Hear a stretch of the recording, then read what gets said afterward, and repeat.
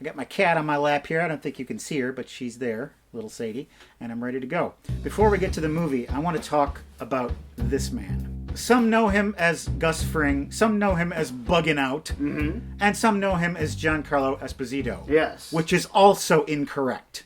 It is? I heard an interview with the man. His name is pronounced Giancarlo Esposito. Esposito? Yes, because he's not half Spanish or half Mexican. Bye, Sadie. He's half Italian. Ah. The minute he said it, the second he said it, the first thing I thought was, that can't be right. It's his name! Yeah.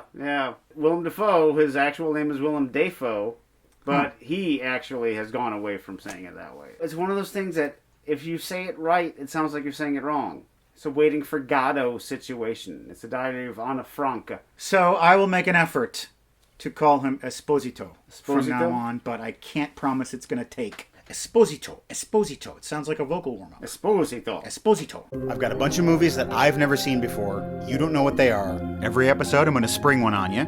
It might be good. It might be bad. We'll watch it and talk about it. Welcome to the basement. AC/DC, are you familiar with them? Antichrist Devil Cult? I'm quite familiar with them. We happen to have 3 episodes in the month of October, and that means 3 scary movies to celebrate Halloween. I am just not feeling well. Don't worry, I don't have any symptoms or anything like that. I'm just out of sorts. My thumbs are pricking. There's a pricking in my thumbs, or one might even say a pricking of my thumbs. And I get the sneaking suspicion that by the pricking of my thumbs, something wicked this way comes. Oh, this. And I'd like to say thanks to the generous viewer who sent us that DVD. I saw this many times when I was quite young. About as young as these 2 boys, and now I'm older than this old man. Released in 1983, SWTWC stars Jason Robards, Diane Ladd, Jonathan Pryce, and Basement alum Pam Grier. Oh. Ray Bradbury originally wrote this as a screenplay in 1958, intending it to be a directorial vehicle for Gene Kelly. The funding for that never came through, and so he turned it into a novel in 1962. Decades later, he turned it back into a screenplay for this movie. Director Jack Clayton was constantly at odds with Disney. He wanted to maintain the dark tone of the novel, while Disney wanted it to be more accessible and family-friendly. As they do. After $5 million worth of rewrites, re-edits, a new ending, and a new score, the film was finally released, grossing about $8.5 million against a $19 million budget. Yeah. Something wicked this way flops. Hey, you should work for Variety. Bradbury referred to the film's final cut as, not a great film, no, but a decently nice one. The eeriness of this film might just cause an autumn chill to creep into your bones, in which case this gift is something you'll be able to empathize with. Classic. Chattering wind-up teeth. Since you can't see my teeth, you can see these. Wind them up and then put them in front of your face. You miss me, ladies? You look like a creature from the movie Hellraiser.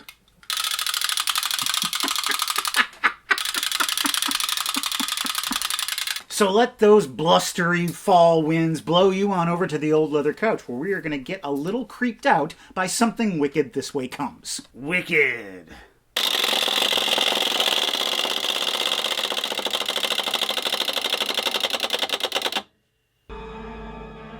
What the hell does that say?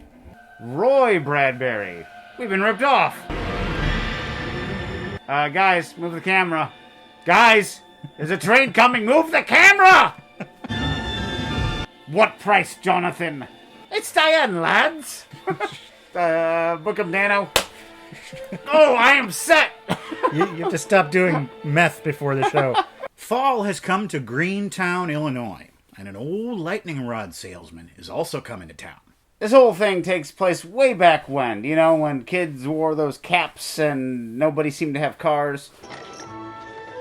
Elijah! Will Holloway and Jim Nightshade are just getting out of school. Our teacher was Miss Foley. We could always hear her walking towards us, even when she wasn't. But I suppose that this is really the story of my father. This nerd, he's old. He's got a bad heart, and he could die any day now. He's just a bit old. He's an old dad. There's nothing wrong with that. they run into that lightning rod man. His name's Tom Fury. And yes, you'll be needing lightning rods soon. He can sense it right here on this house. Yeah, it's his house. It's gonna burn to the ground next lightning storm. You just go right in. And right you will. A lightning rod will protect your house from lightning, and buying a lightning rod from me will protect your house from arson. He buys one of the fancier ones. Good boy. You chose the cursed one. Finally, I can leave this profession. Yeah. Lightning! There's all kinds of town characters. I remember Ed the barman. We would push him over every chance we got. We would beat him because he couldn't defend himself. And he always had a nickel. He used to be a football star. Man, he would like to be back out on that gridiron. Gridiron. 870. 675309. This guy's got to be Jenny's number. There's the tobacconist who plays the numbers game. Someday he's going to hit it big, and then he'll smoke the fancy cigars. It'll be the big imported Havana specials rolled in the plump, smooth thighs of Cuban ladies. Wow, that's pretty something for a Disney movie. Pretty graphic. And there's the barber. And he wants to have sexy women about him. Ladies' powder and perfume. The sweet smell of rustling petticoats. This is the horniest Disney movie ever. Holloway runs into Ed and Doc down at the saloon, and Doc says, "Hey, now, Mr. Badheart, you're only supposed to have one drink and one cigar a day. Highs today are in the low 50s, and chances of wickedness encroachment are likely." And then there's another man in town who we've never seen before, and he's passing out leaflets to nobody. For a carnival that's coming to town. Mr. Dark's Pandemonium Show or whatever. Baseball is not necessary. Not with a heart like yours. This movie isn't just foreshadowing, it's screaming, this guy's gonna have a heart attack. Danny Glick, is that you? Jiminy Glick, is it you? Are you here to interview me? The lightning rod murderer has been reported in your area. Remain indoors. Will and Jim, who never seem to sleep, they're talking to each other across the way at night. Well, the carnival's come. And they have to go check it out. They get there and it's already set up. They're sneaking around. They're watched by this mysterious woman. Tarantula! The boys run home.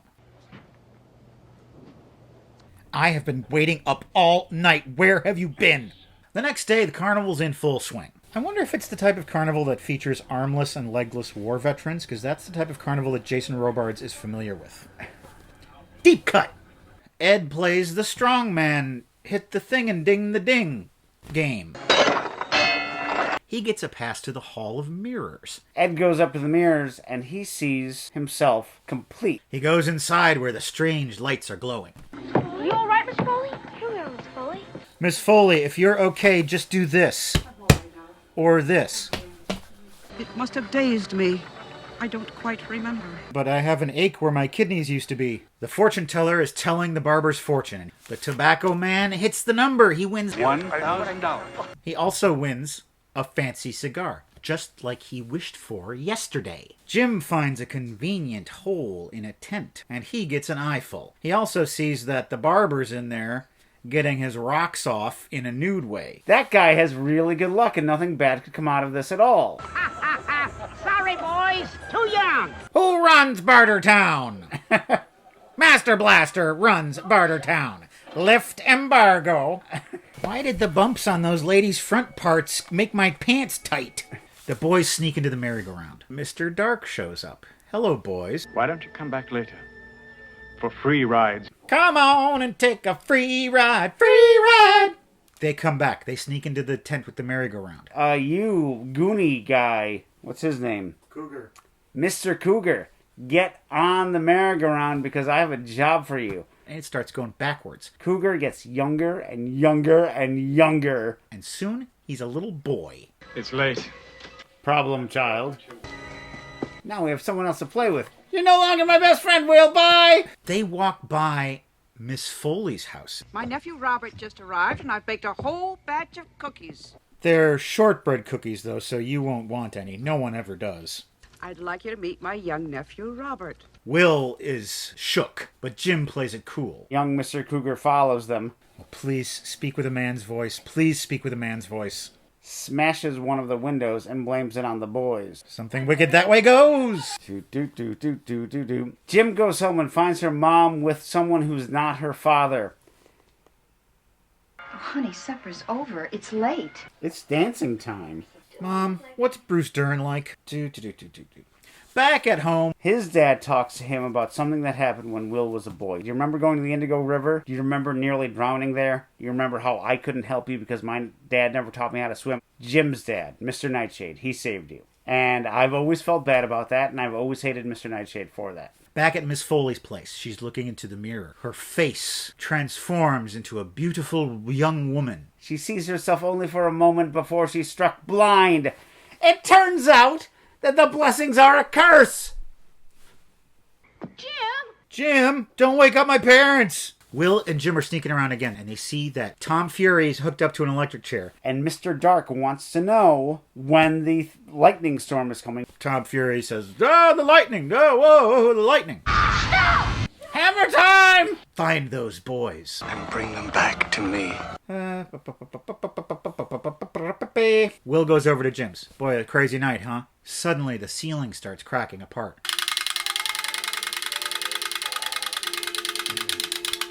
Yeah, we get it. It's tarantulas. Hundreds of them. Spider. Like, you will not believe how many tarantulas can be in one scene of a children's movie. Scenes are really giving me the willies.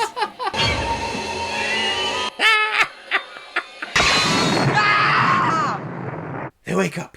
It was all a dream. I used to read Word Up magazine. Salt and Pepper and Heavy D up in the limousine.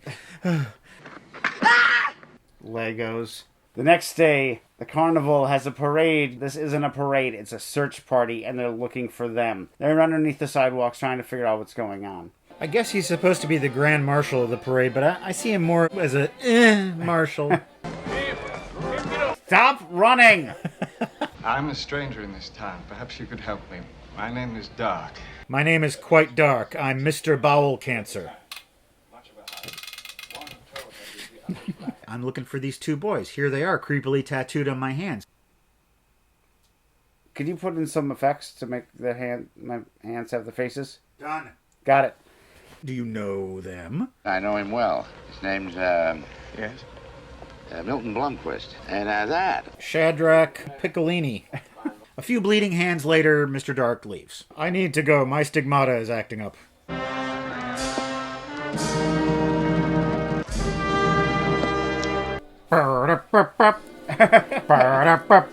At the library, Holloway has an ancient book. It talks about these people called the Autumn People. Turns out back in 1891, this exact same carnival came to town, and this exact same stuff was happening. Mr. Dark shows up, and the boys run and hide. I'm sorry, this movie's really scary.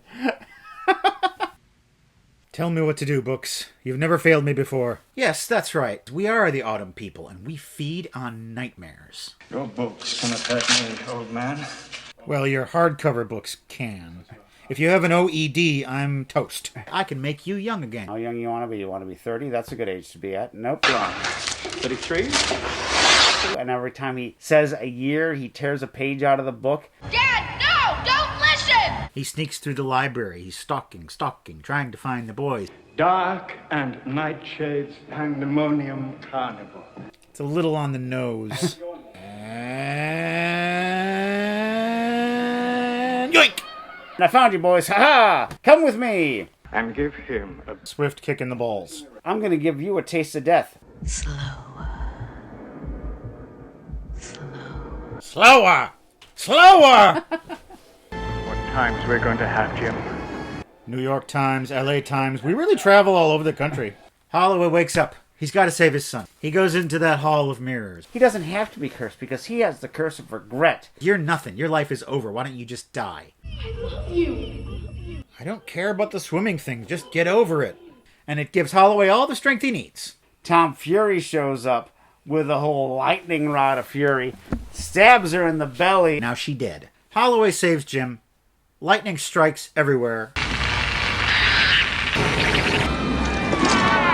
Come on now, let's get you to bed. The carnival is destroyed. It's all sucked up into a tornado and gone. Holloway and Will and Jim run through the fields like they're all little boys.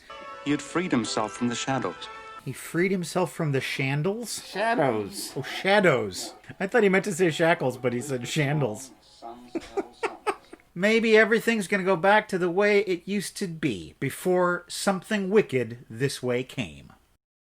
Something wicked came and went. Yes, it did. When you have something like this where there are two conflicting visions happening, the director versus the studio, usually the result of that is something that ends up having no vision. And I think that's kind of what happened here. What was lacking from it?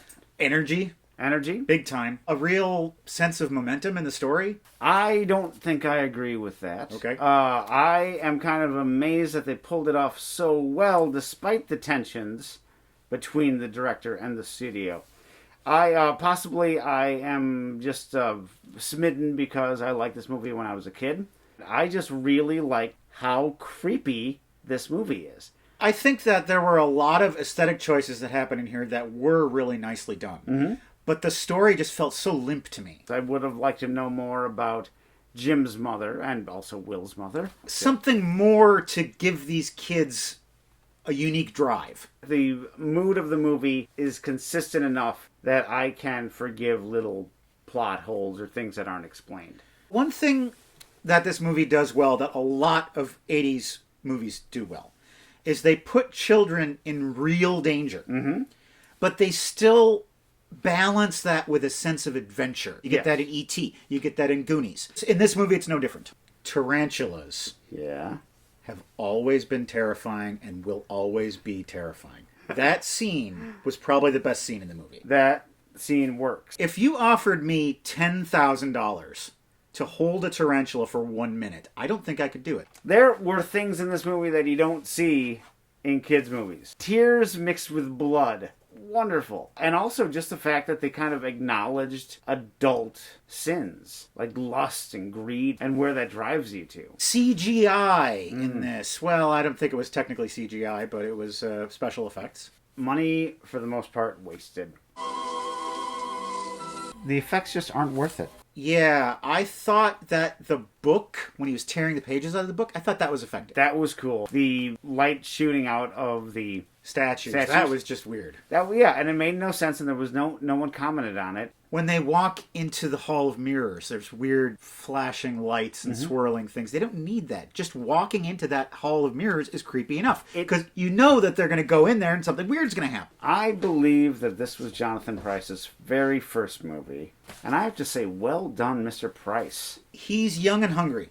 Mm-hmm. And he's really given that role his all, unlike many of the other actors. Yes. Including Jason Robards. I was not impressed with Jason Robards. Well, Jason Robards, he had a tough role in the fact that he had to play someone who could not get excited because his heart might stop. Yeah. He really does seem as though he is a wolf dressed up as a human being. Like Richard E. Grant, he can really effortlessly summon that malevolence that role needs. Yes. So I saw Ray Bradbury at Comic-Con. I didn't see him speak. I didn't see him do a book signing or anything. I just saw him. I was out on the floor, huge crowds, just packed. And Ray Bradbury was rushed across the floor with the Comic-Con equivalent of a presidential motorcade. There were guys in vests with walkie-talkies, and they were like, clear the floor, coming through. And it was really urgent, and just this huge entourage of people. And then, and I heard someone in the crowd say, it's Ray Bradbury. And then I saw Mr. Bradbury come by in his wheelchair, and he looked dead. He was just... I thought, where could he possibly be going? What could he possibly be doing? Let this man rest, for God's sake. He doesn't need to sign any more crap. All right, we had Pam Grier in this thing. Kind of. Didn't have much of a role. We didn't know anything about her. Yet she was perfectly cast. She's exotic, she's mysterious, and she has a look of power. Yes. I wish she and Dark were more partners. This is a good Halloween movie. Yeah. Because it's got some scares, and it also really evokes the season. We've enjoyed something wicked together tonight, and now it's time for us to enjoy Seen It. Seen It! This movie came out in the 80s, and so our theme tonight is the 80s Cable Roundup. Yee! Huh? Movies that we watched on cable. OCD giant robot anime fan. Have you seen Police Academy 2, First Assignment? Bobcat Goldthwait's character annoyed the crap out of me and made me mad when he came back for Police Academy 3. You're wrong! The greatest thing about this movie is Bobcat Goldthwait. He was just the funniest thing in the world to me when I was 13 years old. Just for the line, I'm watching Family Affair! I do remember that. As for the rest of the movie, it's just Police Academy 1, but now they're cops. And it's all the exact same jokes. Hightower is tall. The little, meek little woman, she gets really loud! Ryan says, Bachelor Party, 1984. I probably shouldn't have watched that movie as young as I was. Seen it. I have not seen this movie. I was far too young to watch this movie the dozen or so times that I watched it. Drugs to the right, hookers to the left. And of course, Oingo Boingo singing the theme song, as they sang for every movie in the 1980s. It was a bachelor party going on all night long. Is it Adrian Zemed? Is he the guy who's in the movie who played the cool friend? Yeah, I believe so. And it's that cool friend from the 80s movies who wasn't all that cool. Yeah. You know, Larry, the neighbor on Three's Company. Just like a whole bunch of carbon copies of that. Adrian Zemed is not as cool as Nick the Dick. Robert James Cole says, Bill and Ted's Excellent Adventure. Seen it. Seen it, dude. This is another one of those movies that my older brother loved, and he said, watch this movie, it's so great. And I said, I don't like you right now at this age, and I'm not going to like it. And really, I didn't like it, not just for that was the main reason. But I just thought, these two guys are dummies. I don't care about what they do. I don't care if they succeed or not. Wayne and Garth are a Bill and Ted I can get behind. This is the movie that I can go back to from the 80s, and I do still laugh at it. Yeah, when they realize that they have to hide the keys behind the post in the future and the past.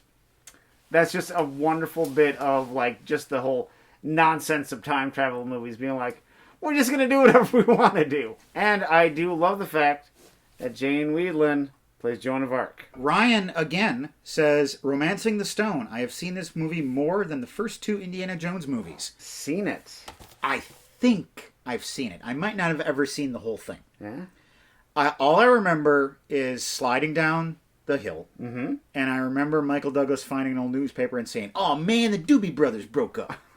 Of all the Indiana Jones knockoffs, it's the closest to success because they don't really make Michael Douglas into Indiana Jones.